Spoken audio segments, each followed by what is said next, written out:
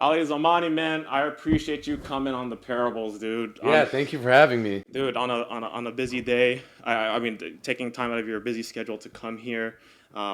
I actually didn't know that you live in Riverside, right? Yeah, The pretty case? close. Dude, man, IE native at all or no? No, I'm headquartered out of OC, I'll see. Okay. but I live in the IE because I realize the further you get away from LA, the bigger the house you get. Yeah, right. And I got 4 kids, so I need a lot of house. You need a lot of square footage, Yeah, right? exactly. Dude, it's great, guys. Ali Zamany. I've been so excited about this episode because we were just talking about I love his energy. We met through Sam Bakhtiar. Shout out to Sam, by the way. And we had a very interesting conversation, and I just knew I had to have you, man. And dude, I mean, look at this guy. This guy's looking flawless right now. He rolled up with the metallic blue Huracan. Yeah, chrome blue. As Chrome you can blue. tell, blue is definitely my favorite color. Yeah. And I thought since we're going to have a casual vibe, we'll dress down a bit, put some jeans on instead of my usual 3-piece, you know? Yeah. Yeah, but dude, thank you for having me, man. Dude, I really appreciate it. Dude, man. Dude, it's been I've been looking forward to this episode on Idea because we always go back and forth on social media too. Oh, and yeah. I know you've been traveling, doing some speaking and all that stuff. But so listen, the parables again, we're very laid back. We're about being of value. I really want to get to know you, kind of highlight everything that's led up to everything that you're doing. Okay. I mean, you're the self-proclaimed alpha, Rhinopreneur, Yeah. door-to-door king, man. Yeah. I don't know. There's probably some more that I don't know about, and I'm excited to know more about you, not just myself, but everybody that's watching. So let's kind of start off kind of where you grew up and go from there. So my background is I immigrated to Canada at the age of 5 as a war refugee from Iran. During the 80s, you had this decade-long war with Iran and Iraq, and Saddam Hussein was bombing the shit out of us. And anyone that survived post-revolution that stayed back got hit with this 10-year-long war. So my mom, my dad, my family just thought the environment wasn't suitable to kind of raise their kids. So we decided to head out as refugees. By the way, for perspective, back in Iran, I lived in the northern part of Iran. So my grandfather, very successful, commercial real estate developer, owned hundreds of properties. My dad was one of 12 kids, youngest one, definitely a trust fund baby, grew up in a very, very wealthy lifestyle. Had everything I wanted as a kid, but unfortunately with the war, that kind of changed all the circumstances. Yeah, so the reason why I bring that up is to shed some color that, I grew up in a wealthy family, very well-to-do. In fact, the street that we lived on back in Iran was named after our last name. Wow. Yeah, so once we left Iran and came as refugees to Canada, it's the typical immigrant story, right? You don't speak the language, you don't know the culture, you grow up on welfare, and you're learning the landscape of something that's foreign to you. We were foreigners in a country. Now, luckily, I was younger. I was the youngest in the family. I adapted a bit quicker, especially in school. Through immersion, you learn and you pick up very quickly.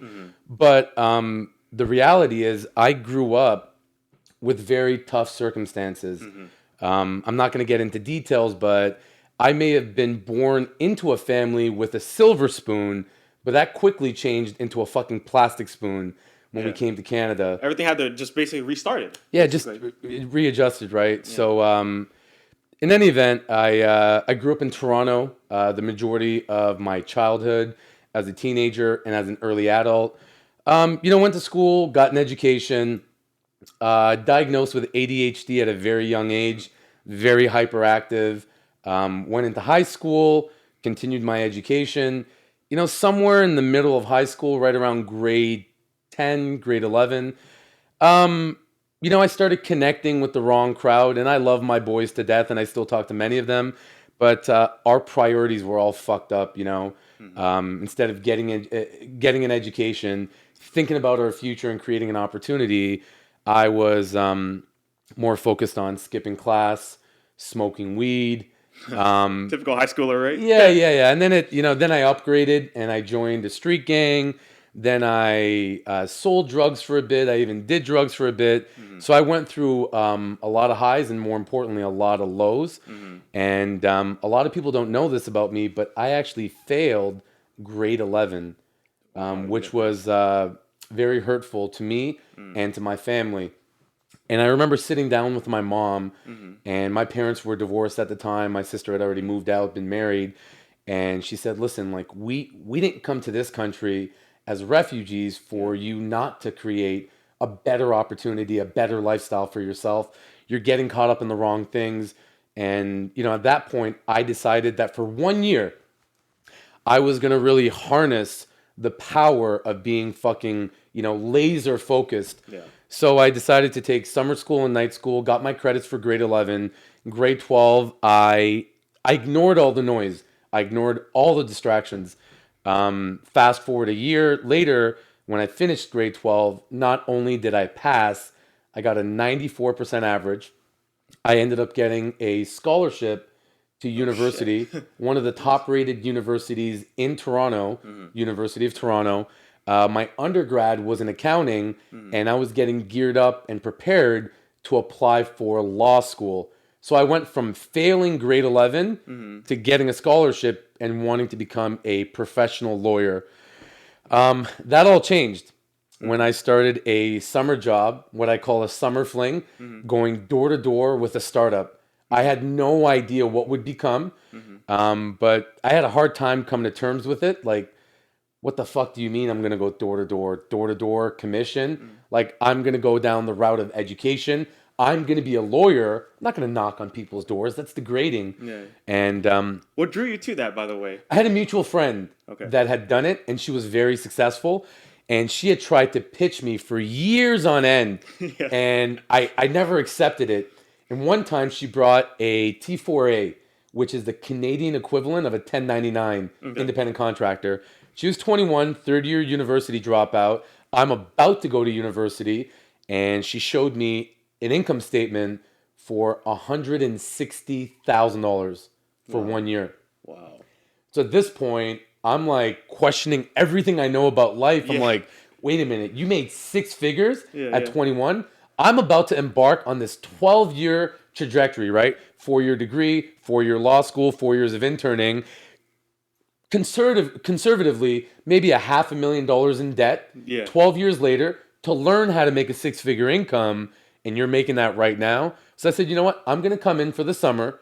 Let me make some spending cash so when I go to university, I got some money. Obviously, that captured your attention. Right? Yeah, exactly. And it was a startup. I didn't know what would become. Summer finished, and I ended up making $50,000. Wow. At 19 years old. And I had worked since the age of 12 with random odd jobs, from cash to hourly. I mean, everything I've done. I've worked at a factory. I've worked at gas stations, pumping people's fucking gas for a living. I've worked at McDonald's. I've done moving. I've done so many odd jobs, and I'd never made that kind of money. So I'm good with accounting. So automatically I'm doing the math in my head. I'm like, wait a minute, I'm making $2,000 a week times 52 weeks in a year. That's $100,000. So I did what any 19-year-old would do. I decided to drop out of school, even before I started. And that was a very tough decision for me to make, and a very tough decision for my parents to accept. How did they feel about that? Well, you know, education's held in a high regard in every culture. But especially in the Middle Eastern culture, and as a refugee, it's held in a higher regard, because the reason that they came to the country is for the potential of me getting an education, you know, taking advantage of the, I'll call it the North American dream. And now I went from being a professional lawyer in my mom's mind to being a fucking schlep rock, right? A professional door knocker. So I got the ultimatum, quit your job, go back to school, and if you're going to drop out, you're not going to live in the house here. So I made a very tough decision. And the reason why I bring that story up is Tony Robbins says it best. Pain and pleasure are the twin propellers that run your life every day. Every motive that you have for action or failure of taking action is because of one of two reasons. Number one, your motivation to gain pleasure, or number two, to avoid pain. You would think consciously, logically, we do things to gain pleasure, but as human beings, we're wired, myself included, and you, to avoid pain. We don't go to work to increase our standard of living. We go to work not to be broke, as an example. Yeah. So I had a lot of pain of people that were doubting me, friends, family, people that I knew and I loved. But, I learned one thing at that time from my original mentor, and he said this: Ali, the number one problem in life is people take advice from other people that are more messed up than they are. Who haven't done shit. Yeah. So if you want to be successful, the key is take advice from successful people. Yeah. You want to be successful financially and earn a six-figure income? Don't ask broke people. And the funniest part is the people that are the most broke and have the most problems seem to somehow have the most amount of opinions. Yeah. Just like, you talked about Sam. If I want to get in shape, if I had the option of hiring Sam Bakhtiar or Chris Farley as a comparison, I'm going to choose Sam Bakhtiar because I want to emulate him. If I want to have a successful marriage, I can't get advice from my single buddies because it's not going to be productive. So I just learned that I love my family and my friends, but none of them have done what I'm about to do. And to me, the pain of not knowing whether or not I can be successful was a deeper pain than having tried and having failed. So that was the basis, the foundation of my decision. So I decided to drop out and pursue this company. You were 19 years old. Yeah. Some people at that age aren't able to kind of cope with such a huge decision, right? There's so much uncertainty. I'm sure we're going to talk about the fear, uncertainty, and all the principles of that. But being at such a young age, was it a lot harder, you think? Like, where was your mind at? Like, did you go with that decision, but then you had a lot of doubt in your head, like a cloud almost? Yeah. What overtook my fear was just simply action. And I know it's easier said than done. Yeah. But I had surrounded myself with like-minded individuals. Imagine a sales office with 40 individuals aged late teens, early to mid-20s. Everybody's caking. Everybody's making 4 figures a week, 5 figures a month, 6 figures a year. Everyone's listening to motivational books and CDs and reading self-help books, and this positive, motivational environment that was encompassed around me. The atmosphere, right? The atmosphere. Yeah. And I'm like, you know what? I think this is what I want to do. I wasn't thinking about my future. I was thinking about how do I make money? Yeah. And growing up on welfare, I had lived my entire life in subsidized housing and food stamps. And, I joke around for reference. I was always 2 gaming systems behind. So when everybody got the Super Nintendo, that's when I got the Atari. When everybody got the PlayStation, that's when I got the Sega Genesis. Yeah. So to me, money was power. Power I never had. I didn't believe money can get happiness at that point, but I believed money was a tool, and I found a way to make a shitload of money. So I wasn't thinking about my future. I was thinking about how to make money at that time, which was the basis of my decision. And then going into my first year, I turned 20. That year, I earned 6 figures in income for a year. Wow. And I did that consistently for 3 years in a row, 2.5 years. And, when you're making 100,000, you don't really know what to do at that time. Yes. So not only did I make 100,000, I literally spent every fucking dollar of it. Yeah. Then I started reading books and learning about the art of leverage. So then I would make 100,000 and spend 150,000. And I was in debt. I didn't pay my taxes. I was buying the latest model of cars. I was going to the clubs, paying for everybody. And then I got whacked in the face at 22 when Revenue Canada, which is like a more polite version of the IRS, came and literally knocked on my door. And I owed 6 figures in back taxes. So I had to kind of, I had to take recourse and kind of catch up on life. And at that point, I was faced with a decision. I was getting burnt out from knocking on doors, even though I made a lot of money. Even though I became a more effective communicator, there was really no growth at that time. So I decided to quit and go back to school. Wow. And as I made that decision, my mentor sat me down and he said, "Why are you making this decision? You're making six figures. You're one of our top earners. Why would you want to go back to school? And I remember this conversation vividly. I said, I want to be able to grow, and I don't really see any growth in my future here. So that's why I'm going to go back to school. Maybe I made the wrong decision. And he says, listen, I know we're a startup, but we're going to be growing across the country. Very soon, we're going to go into the US, and we're going to become the biggest energy retailer in North America. We're going to go public in the US. Energy. Okay. Kind of sold me. Selling the dream, right? The dream. Yeah. And I fucking bought in. Yeah. So I went balls to the wall. I went hard and became, a year later, youngest regional manager in the history of this company. Opened up my first sales office, opened up multiple offices, became a millionaire at the age of 25, earned my first million in a year flat at the age of 26, opened up over a dozen offices, went into the US. At my peak in my early 30s, I managed just shy of 500 sales reps, generating $250 million a year in top line revenue. And over the course of my career, I generated well over $1 billion in revenue. I earned multiple 8 figures in commissions take home, and I was a top earner out of thousands of people in the company. I'd taken over, and I'll end the story here. But at that point, the company had, they went public. They had a board of directors, as shareholders. They decided to transition the company from 1099 to W-2. I was all over the U.S. with offices. And long story short, when you become the top income earner, make more than the CEOs, and you have too much control of a multi-billion-dollar company's sales force, you now become a liability. And I became like that one fucking sperm that made it, right? I became that one guy, the poster child, and all of a sudden I became a liability. So the reason I bring this up is 2.5 years ago, I got fired. At 32 years old, I have 4 kids now, but married and 3 kids at that time. I'm not 21.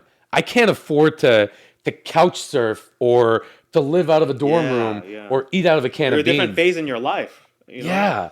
And I've built up this standard, this expectation, and this cost of living that I need to adhere to. And, I've said it before, there is no such thing as overnight success. You cannot become successful overnight, but I learned you can lose everything overnight. And that's what happened to me. When you got fired, right? When I got fired. Wow. And I knew I was going to get fired with decisions that I made. So in essence, it was self-imposed, self-inflicted, if you will. And I'll give you a quick story to kind of give some perspective. What gave me the courage to make this decision is I read this book called The Everything Store, which is a biography on the life of Jeff Bezos. And if you don't know his story, let me tell you real quick. At 31 years old, early 30s, back in 1994, during the beginning of the era of the dot-com boom, he had a prominent career as a Wall Street executive, earning a 6-figure income for an incredibly large hedge fund in Manhattan. He was dating his current ex-wife, but girlfriend at the time, Mackenzie, and he had this wild idea that there would be a paradigm shift in retail where people would pivot from brick and mortar to click and order. And he wanted to spearhead the movement. And he said, you know what? I'm going to start as a book retailer because there is no other category of product in the market that has more categories. In books, he said there's well over 500 sections and categories of individual books. He said, so there's more categories of this product. It's low cash flow for inventory, quick turnaround time, and he can scale it and learn the behavioral patterns of the customers and eventually transition to the Everything Store. So you can imagine in 1994, people thought he was a fucking nut job for this idea. His original company wasn't even called Amazon. A lot of people don't know. It was called Abracadabra. So he bought the rights to the URL cadabra.com and he was looking to raise capital and he wanted to quit his job and pursue this. And he heard the incredible laughter of family, friends, even his bosses and coworkers. And at that point, he learned a startling stat that the internet was growing at a rate of 2,300% per month. And he He had this vision, he had this feeling, this fucking epiphany that he could do something big, that he was destined for something bigger, a bigger purpose. And he knew that he can create something monumental. So he has this thing called, which is the moral of the story, something called regret minimization framework, which is a very nerdy way of saying minimizing the amount of regrets in your life. And he went on to say that everybody in their life is going to have regrets. Some big, some small. Some will sustain for the rest of your life. Yeah. They'll never go away. Like some scars. Scars, yeah. And some will dissipate. Eventually they'll disappear. But the reality is you're going to have regrets. And he says what he likes to do in his life is he likes to minimize the amount of regrets. So he does this exercise where he fast forwards his life as his future self. So his 80-year-old self. Then he reflects back on his life and decisions that he's made or that he's failed to make. And he went on to say this, which is the point. The pain of not knowing whether or not Amazon could be successful was a much deeper pain than having tried and having failed. So that was the basis of his decision, which has now become the foundational infrastructure of how he makes all of his big decisions, just like Blue Origin and every other big company that he's running today. He makes his decisions based on whether or not he's going to have those regrets. So I encompassed that same intensity with that decision. So the pain of not knowing whether or not I can actually legitimately become a credible entrepreneur, build my own corporation, build my own entity. And I know with social media, there's so many fucking self-proclaimed entrepreneurs because, you know, nowadays everybody's a CEO, visionary, entrepreneur because they update their bio. But I'm old school where you have to earn your keep. I only called myself an entrepreneur 2.5 years ago. Think about that, Ejay. I sold $1 billion. And only 2.5 years ago, I called myself an entrepreneur. So to me, I said, you know what? If I get fired or if I quit or if I lose this opportunity, I'm okay with that because I can start again. But what I'm not going to accept is that I'm going to be 70 or 80 or 90 years old on my deathbed. And I knew that I can contribute more because when you reach certain milestones in life, personally and professionally, you become less selfish. And it becomes less about achievement and more about contribution. And I fucking knew that I can contribute more. That was the basis of my decision and why I parted ways. So it was very deep, the meaning of how it all happened. Absolutely. You know, a few things. One, I told you I'm a registered nurse. So one of the things that I don't want to say the opportunity, but the privilege was, unfortunately, when I've had people on the deathbed, one of the things that always came, the last words were regret. Could you imagine, right? There were times where I was the only last person they saw, no family, nothing around, so it's just regret. Imagine. You know, I want to jump back a little bit back to your story a little bit. When you started making that money, what did your parents think at that time? Nobody understood what I did, and nobody could comprehend and believe the kind of money I was making. It was stupid. They're probably like, man, is he selling drugs again? I think everybody thought on the down low, I'm selling drugs or doing. And you know, at that time there was like popular movies that came out, like Glengarry Glen Ross, Boiler Room. So I'm watching Ben Affleck, right, and all these stockbrokers, and then everyone's making a lot of money, and the company shuts down, and I'm like, am I part of that? Is this a Ponzi scheme? Am I going to get shut down one day? And but you know, the reality is I had never experienced commission jobs, and why I loved it is I got paid in direct correlation to the level of work ethic, the level of value, and the level of intensity. And I'm a very fucking intense dude. I got two modes, on or turbo, and I'm rarely on. I'm usually on turbo. So I love it. Yeah. So I went, because moderation doesn't exist in my vocabulary. So there was like this opportunity, like unencumbered, where you have the potential for unlimited income and then eventually unlimited growth. So I saw that and I pursued it aggressively like a psychopath. Wait a minute, I can make more money than the CEO. I can grow beyond my wildest dreams. That's exactly what I did, and that's how I got to that level. What was sales? What kind of drove you, like the sales and the potential, or were you also interested in the energy aspect of it? So I didn't understand the product when I got in. Energy retail, energy Yeah. deregulation. What the fuck is natural gas or electricity? Then I sold HVAC. I sold solar for a bit, even did LED. The product to me, what's important is to have belief.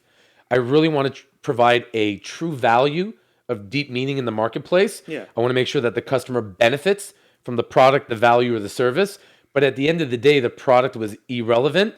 I started making money, but once that kind of died down, which it does, I remember my first sales meeting. They would give out paychecks in sequential order of smallest to largest, and we get paid wow. out every week. Yeah. 40 sales reps. If your paycheck was under $1,000 for the week, your name wouldn't even get called. It was like you're disregarded. You're so insignificant because you can't make 4 figures in a week. Not even recognized, right? Yeah. And then they start calling out the checks. Biggest check for a week. I still remember this. One of my good friends, Cyrus, who's in his late 40s now, got a paycheck for $7,000 in a week. Wow. And he was upset when he got that paycheck. And I went to my manager and I asked her, I said, how is he possibly upset? Yeah.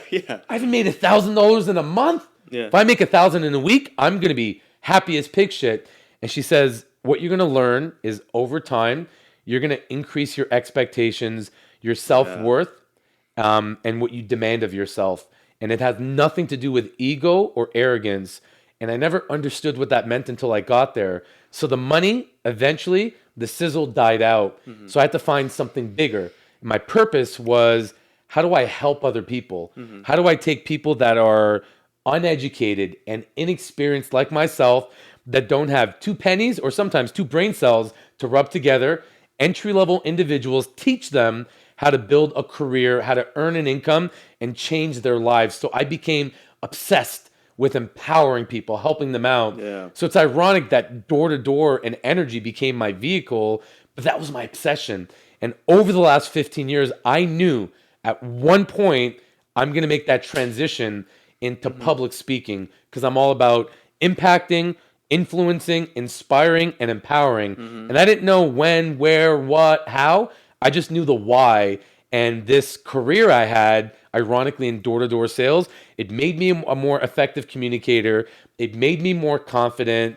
It gave me leverage and power and control. And more importantly, it made me feel good. I didn't feel like a piece of shit where I was taking advantage of people. I felt good because I was helping out customers, and I felt good because I was empowering lives and changing lives on a daily basis.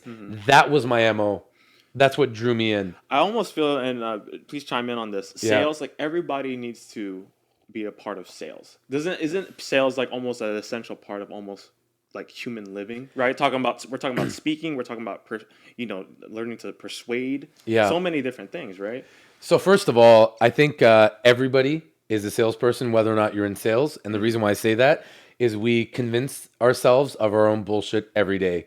So whether or not we're selling other people, we're selling ourselves every single day. Absolutely. You went to the gym, you sold yourself why you need to go. You didn't go to the gym, you sold and convinced yourself why you shouldn't have gone and why it's okay that you didn't go. Every day we convince ourselves. Whether you're Mother Teresa or Charles Manson, 2 very extreme examples, you convince yourself that your actions are appropriate. So everybody is in sales, and everybody may not understand it or accept it, but everybody's leveraging it. Let's take a chiropractor. You're a chiropractor and you open up a new practice. Well, you got to make marketing flyers. You got to open up a social media page. You got to be able to promote your brand, bring people in, bring clients, word of mouth. That's all selling. Sales, Everything is sales. The value I got with direct sales is it's the hardest form of sales, number one. Number two, the frequency and the exposure that you get because you go out there and you prospect yourself. Maybe if I'm, a dentist or a chiropractor or working at a fast food joint, maybe I have 5 to 10 interactions a day, and it's indirect selling. When I was in door-to-door sales, I'm showing up unfucking announced to their door, and I'm doing that 100 times a day. So through sheer persistence and consistency, day in, day out, in one day, I would learn the equivalent of what one person could learn in a week or in a month in sales. Jamie Foxx said it best, because he actually did door-to-door. He said Yeah. one year of door-to-door sales is equivalent, and I'm quoting him, to a 4-year degree in communications. Oh, absolutely. Because you learn psychology, you learn persuasion, you learn how to effectively communicate and interact. Self-confidence, right? Yeah, all yeah. that stuff. That's Dude, right. That's the so talk to me about we transitioned. You got fired, right? And you were married. You had 4 kids. Let's start off from there because it seems like that was obviously on the next chapter of your life. Yeah. Let's go from there. So I had never raised capital, nor did I think I'm fit to pitch to investors, right? Mm-hmm. I'm a sales guy. I don't have guardrails. I'm a one-way fucking freight train. And investors, they want more context. They want more dialogue. I got to forecast 5-year futures and do pro IBITDAs, and I got to do financials and put together a business plan, investor pitch slide deck. I'd never done that. I was kind of like very ignorant to all of that. Mm-hmm. So I said, hey, I've made a bunch of money. Why don't I leverage the money I made and start my own company? So one of the things I talk about with like the Rhino mindset is expect torpedoes. And what I mean by that is too many people start out a relationship, start out a partnership, or start out a venture or any kind of opportunity with like this, what's the best way I can put it? With this like best case scenario in mind. They get caught up in the hype. Mm-hmm. They get caught up in the lust of something new. Mm-hmm. So they sit down with someone they want to partner up with and we're going to do this and we're going to be disruptive and we're going to create a revolution, or they get into a new relationship and they're thinking about the best possible outcome. It's almost like temptation. Almost. Yeah. And then what happens is they create this false narrative because I've said it before, entrepreneurship, or as I call it, entrepreneur shit, SHIT, is is only 10% eating caviar, to the contrary of social media. We think entrepreneurship is all eating caviar, running multiple businesses, driving exotic cars, going to meetings, private jets. No, it's fucking not. It's not. 10% is eating caviar, and the overwhelming majority, 90%, is eating shit. So that's why I call it entrepreneur shit. So they build this false narrative, and then when shit goes wrong, which it's inevitable, it's gonna happen, it's gonna go wrong, people then become unstable, where they make irrational, illogical decisions. And what you need to do as an entrepreneur, the ones that prevail are the ones that can leverage emotion, because controlled emotion is passion, uncontrolled emotion is negativity. And you don't want to make a decision when your emotions are not controlled. You need to figure out how to harness your emotions. So if you're not prepared and if you're not expecting torpedoes, just like a rhino, right? They get poached in the wild. Poachers come out there and they're trying to poach them for their horns. They're very alert. They're very sharp. They're very mindful of their surroundings every day. They're scanning everything around them. That's what you need to do as an entrepreneur. So what I did is I sat down and I created a list. And I got really negative, okay? And I created a positive list, and the list was much shorter. The negative list was much longer. And I sat down and I wrote everything that can go wrong. I got you. I thought in terms of worst case scenario, you could self-fund the venture and blow all your money. You can clear out your savings. Are you prepared to clean out the kids' college fund? Are you prepared to max out your credit cards? Are you prepared not to take a salary? Are you prepared to not pay your taxes, which I've never done, to use that seed capital to build your business? Are you willing to get a lien on your home? I actually wrote that down, a lien on your home. Are you willing to go bankrupt? Are you willing to sacrifice emotional deprivation, financial turmoil, mental instability? Are you willing to sacrifice all this shit? Almost all the worst case scenario. Right? Worst case scenario. And I sat down, and it took me a while, and it's an exercise I did by myself, and I literally wrote a check mark, and it was hard for some of them, wrote a check mark beside each one.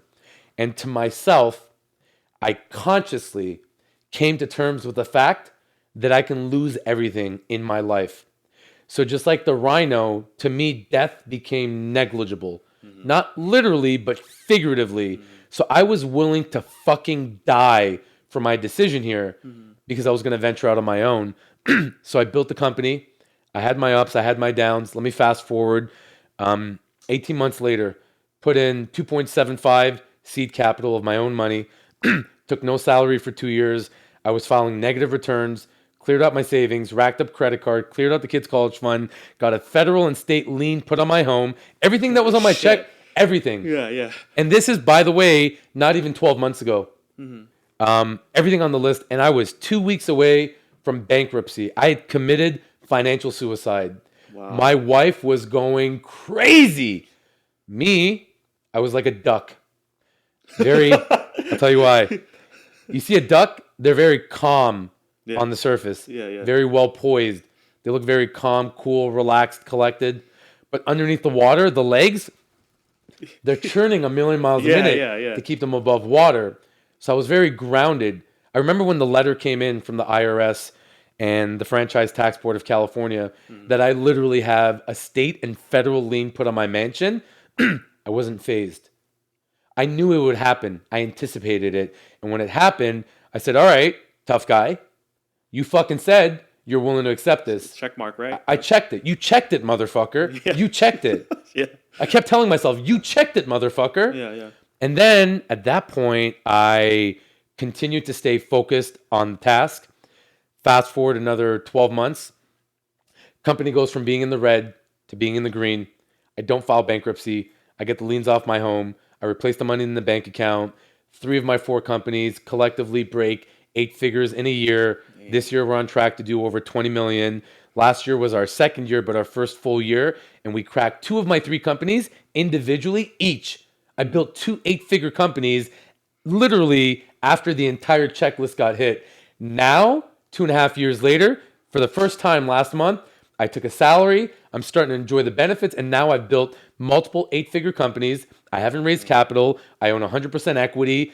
And everything is back in order. But I ate fucking shit. And I went from broke to millionaire, back to broke, worst possible broke, because being broke when you're by yourself is different than being broke when people depend on you. Yeah. And I built my way back up. But the reason why I bring up that story is if you can come to terms with the worst case scenario, then you can definitely come to terms with the best case scenario, because it's easy to stay motivated when things are going well and bills are paid and you're making money. And I had this like false impression in my mind that when I become a millionaire and when I become rich and wealthy and when I become successful, whatever I defined that as, which initially was monetary, then I'll no longer have problems. Yeah. And I realized the peaks and the valleys of life never go away.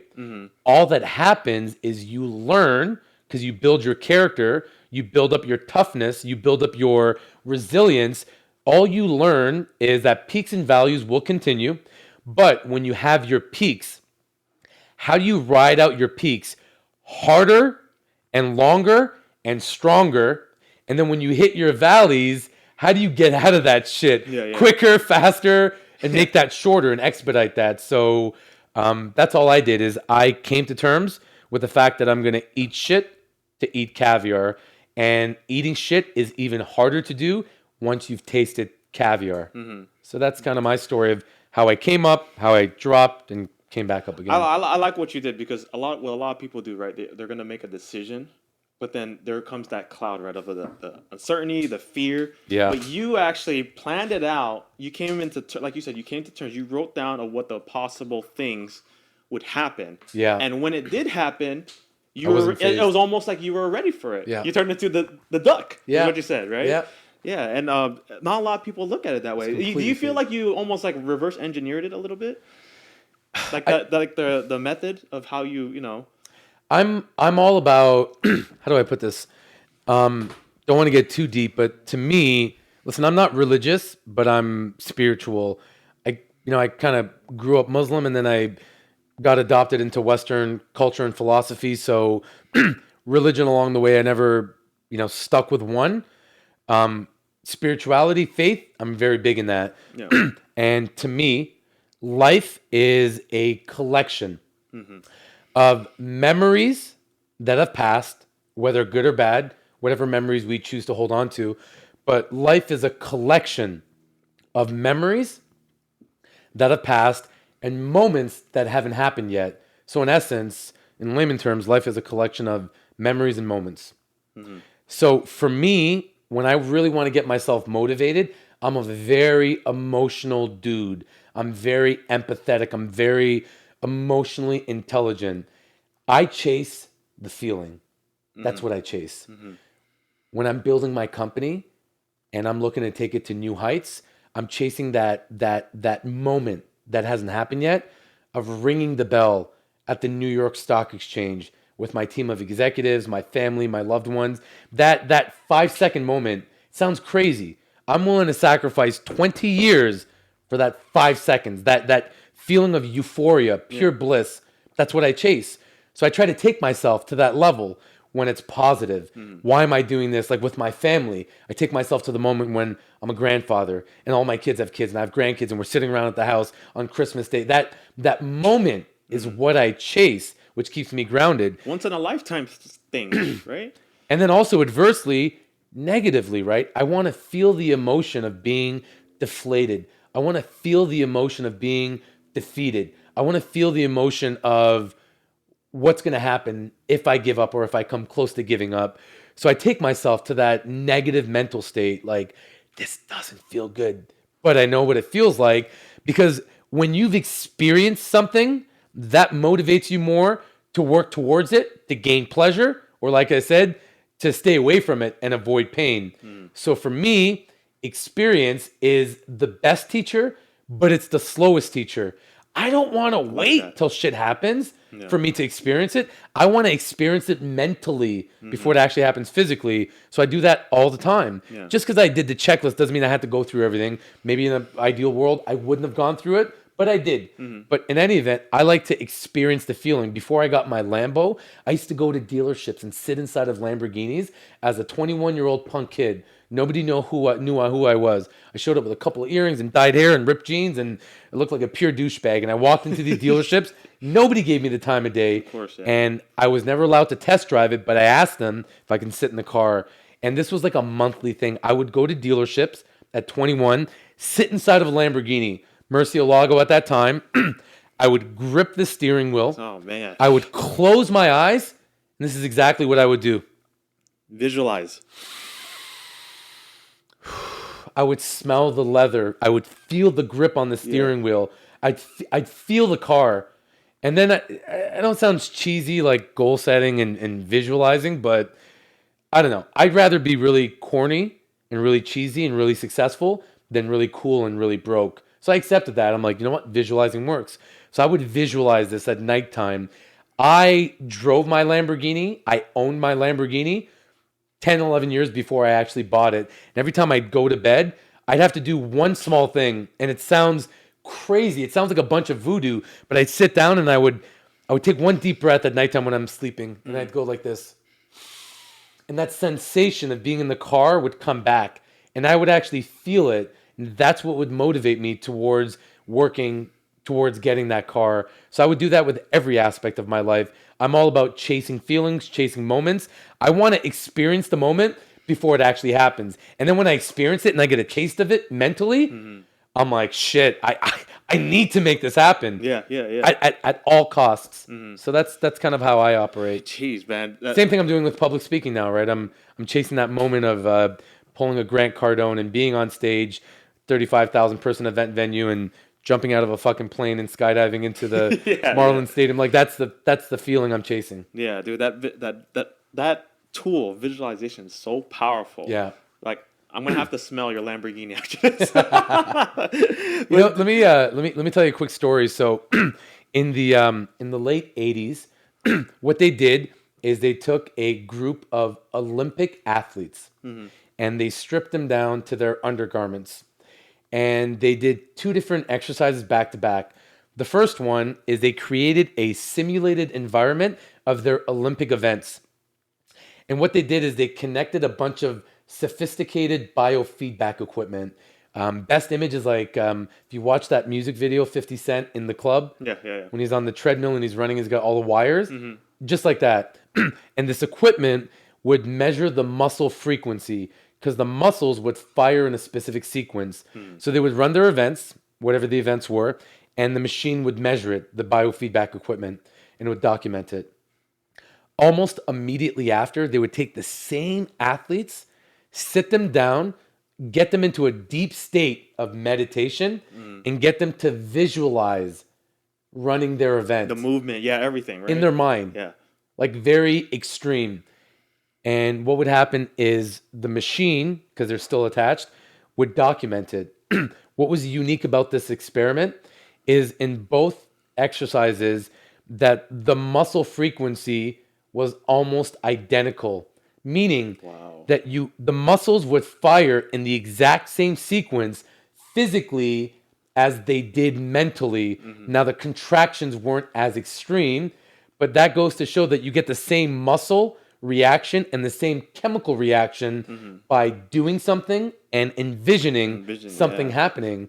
So I understood that at a young age. So I leveraged that. So small things I would do is, I remember this. I used to take my paychecks, and I took one paycheck and I whited it out on the name. Not in the name, on the date and on the amount.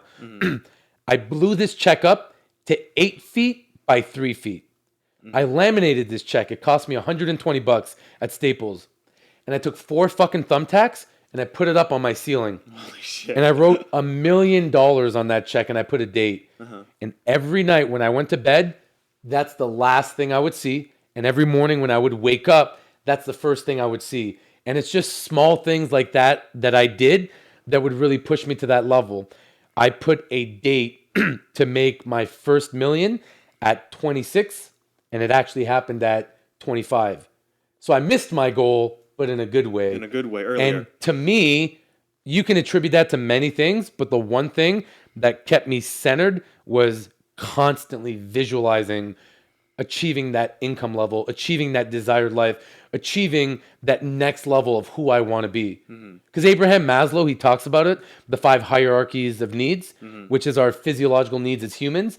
And at the top of that pyramid is self-actualization, self-image, self-worth. It's the image that we portray of ourselves in our mind. And every day we have conversations with ourselves. It's called NLP, neuro-linguistic programming. And everybody's conditioning their minds and then their brains. So I understood the power of positive self-talk, of visualization, goal setting, reinforcing that. So you're fucking right. I leverage that every single day. And when it started working, I stopped using it. Then it stopped working. So then I learned that once you become successful, you don't stop. You can't all stop. the basics of what you did that got you to that point. Yeah. Keep doing what's working, right? Yeah. Right there next to the fuck shit up, there's a blank check right there, but I just got to blow it up. Oh, there you go. Yeah, blank That's check. amazing. But not a blank check, but a check for $1 million in a couple of years, man. So Really, that check is $1 million. I learned it from Sam too. Wow. Yeah, That's incredible. So the thing that we talked about, I want to go back to when we had that discussion at Sam's, right? What drew me to you, we started talking about, just what you talked about a little bit earlier about entrepreneurs, how there's like a huge misconception of what a real entrepreneur is like. We briefly touched on it. Yeah. And I almost feel like now you feel like you almost have a sense of obligation to really drive it in to the public eye what really entrepreneurship is, right? You said it's really entrepreneurship. Why is it people are putting this huge misconception out there? Do you think it's just for the gram, just to look good? I mean, people are falling trapped to this thing. It almost feels like it's a disservice. Do you feel like this is where you, as the Rhinopreneur, just to step up and, to do everything you're doing with the speaking and all the other stuff you're doing? Two things on that front. I do agree with you. I believe that the rise of the Instapreneur is for validation. It's for people trying to get validation and acknowledgement from other people. And, I heard that Instagram is running a test pilot in Canada and removing all the likes, which is going to impact a lot of influencers, and I get it. But I also feel like social media contributes to a lot of the unstable mental health issues that we're having, because people are constantly seeking this source of validation through likes, comments, shares. I don't know, like 9 months ago, I got really frustrated / motivated. So I've been on social media for a bit, not too long. I came late to Facebook. I came 8 years after the fact. My Instagram, literally, I've only had it for 2 years, and I've only been growing it for about maybe 7 or 8 months. And I kept it for family, friends, colleagues, whatever. Yeah. But I got frustrated because I saw these 16-year-old kids Yeah. that are giving business and life advice. I'm sorry, your balls haven't even fucking dropped yet. You have no business giving advice on life or business at 16. They had this social capital, 6 and 7 figure followings, verified, all these things that were foreign to me, and it frustrated me because again, they were giving a false perception Yeah. to their audience, to aspiring entrepreneurs. And by the way, I don't know when entrepreneurship became so glamorous and became so sexy, man. I'm 35. During my time, nobody wanted to be an entrepreneur. Being an entrepreneur meant that you have an 85% likelihood of going bankrupt within your first 12 to 24 months. Being an entrepreneur meant that you have a 100% likelihood of having mental instability. Being an entrepreneur meant that you're taking the biggest and boldest risk of your life without the guarantee of a return. Nobody wanted to be a business owner, but thanks to Richard Branson, Elon Musk, Jeff Bezos, thanks to the rise of like the super entrepreneur, they've made it cool and hip. And thanks to the rise of the self-proclaimed Instapreneur, people feel this validation that, oh, I'm a business owner. I'm running multiple businesses. I'm sorry. At 16, not only can you not be running multiple businesses, you shouldn't even be running a single business at that time. Power to you. Learn your education. Not that education is going to take you that far, but it's going to build structure. It's going to breed regimen into you. It's going to teach you things about life that you may not know at that time. You're doing a disservice by like going and branching out into social media too quick. Too many fucking influencers. I don't even understand. I know what the term means, but I haven't come to terms with it yet. So I got frustrated from that front. I got motivated because I said, you know what? My personal view on social media, and I'm going to be a bit abrasive, is I believed, and I still believe, and I don't think this is ever going to change. I will continue to believe that social media is fake as fuck. The reason why I say that is when you open up a profile, you're given the authority to become an author. You create these fictional characters, which are yourselves or your businesses. You're given a clean canvas. Very far and few in between. The image and the character that you depict is very closely aligned with the person you actually are. We get obsessed with showing this highlight reel, this exaggerated highlight reel that may not even exist to seek validation. We don't show anybody behind the scenes, and it bothered me. But you know what? I looked at it and I said, social media is the great equalizer because it empowers both ends of the spectrum. Absolutely. It empowers what I call the morons that don't have good intentions. But I quickly learned after following people like Sam Bakhtiar, Edwin Ariave, Ed Milet, Andy Frisella, Gary Vee, Patrick Bet-David, Brad Lee. I'm starting to follow these like genuine dudes that are transparent. They're bringing an element I never saw. So then I started changing my perspective. Well, wait a minute. It can empower people like me that have a strong message. And the light bulb moment went off. Dummy, you're looking to get into public speaking. This is literally the biggest most worldwide platform. Why are you denying it? It's an incubator. It's a catalyst to get you to your goals. So I said, all right, I don't know how to monetize it. I don't need to make money from social media. Who cares about scaling? Let me take it a step at a time. Let me create content throughout my day-to-day life. I don't want to be those douchebag entrepreneurs where I depict this like lone wolf image. I want to be the family man entrepreneur. I think too many entrepreneurs negate the power, the impact, the influence that a stable home life can have on your business. So I want to showcase my wife and my family. I want to showcase the taboo subjects of entrepreneurship, not peachy content where it's sunshine and rainbows, but talk about what can go wrong. Not just about empowerment, like, hey, if I can do it, you can do it too, but like a reality check where you may not have the grit to really kind of steer the entrepreneurs. And if that means me pushing them away from wanting to be an entrepreneur, then I feel like I've served my purpose. Absolutely. So I said, let me create content because I'm not making money on it, it's not my job, it's not my career, it's my hobby. Let me create content that's real, raw, authentic, unfiltered, and unadulterated. And quite frankly, I don't give a shit about the opinions of my followers. I love them. I love the support, but what they think of me is irrelevant. So I can create content as I please and at whatever frequency I want. If the market responds and it dictates that they give a shit about me, maybe I have something. So I grew organically, no agencies. I was hit up by so many people, fucking a dozen DMs a day. And in 7 months, I grew from 300 followers and I just broke 70,000. And I've done this on my own.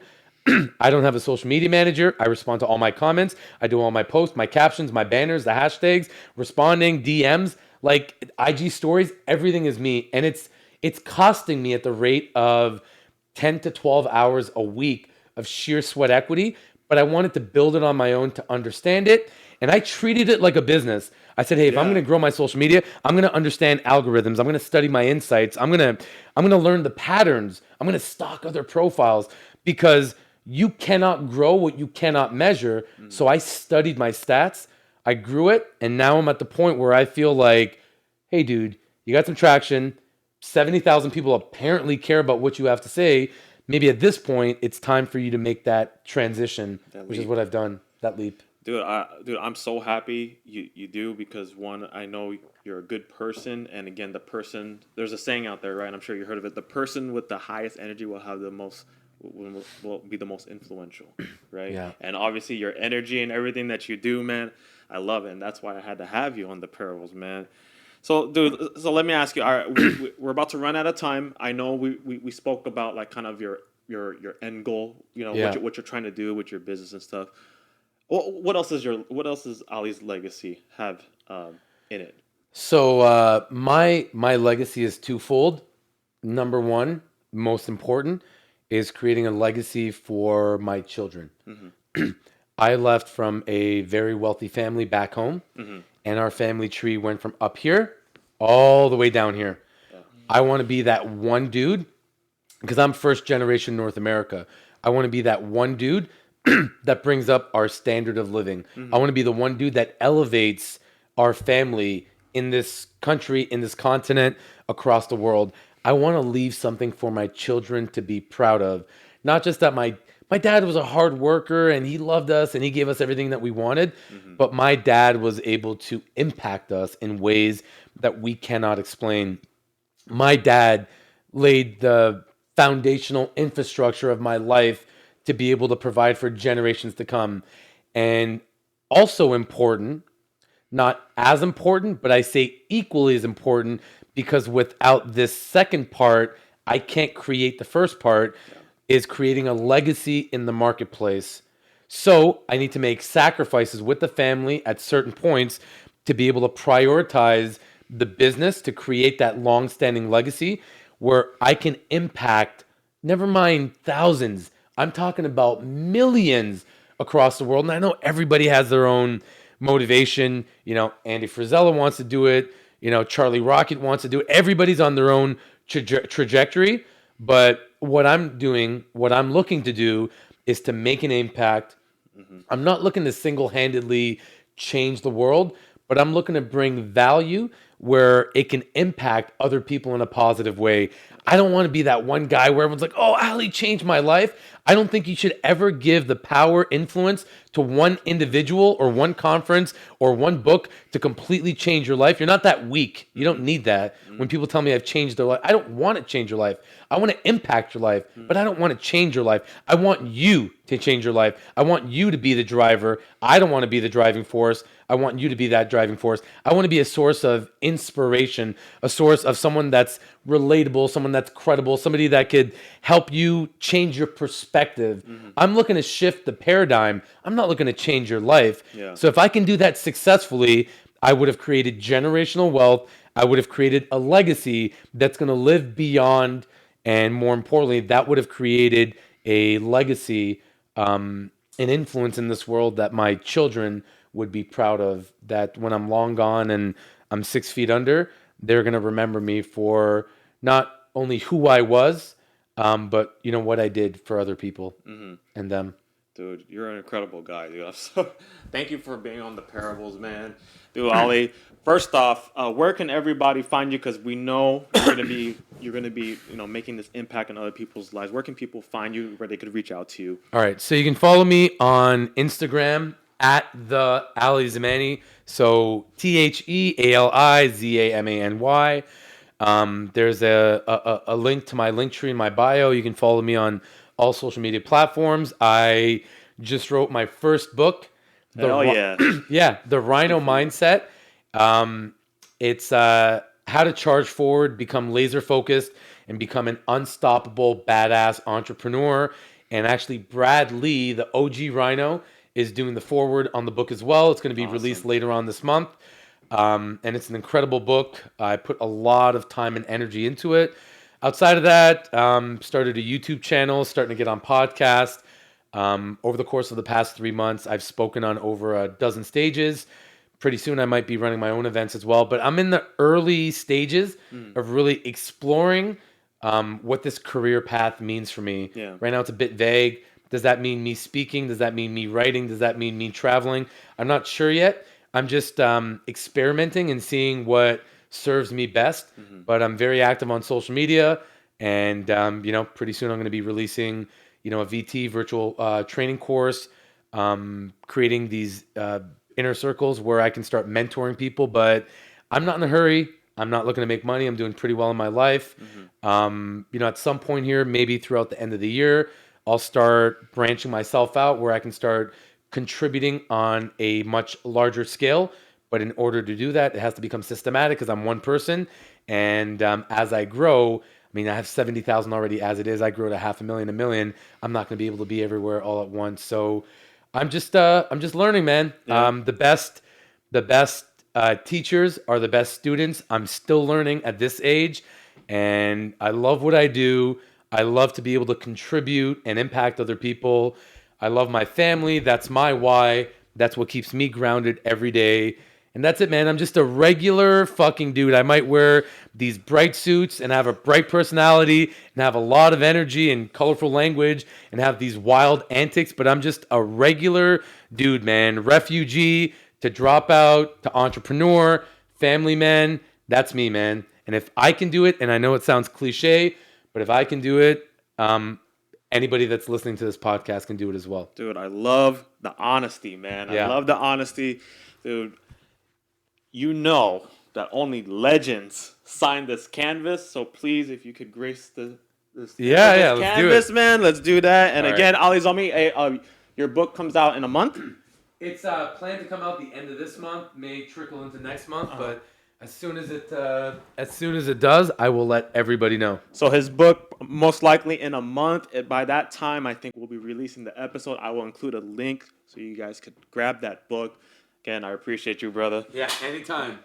Parables Podcast with my man Ali Zamany. We are out. I'm about to go sign this, but you guys already know my slogan. I only got one thing left to say. Woo! Let's go, baby. Let's go. Woo!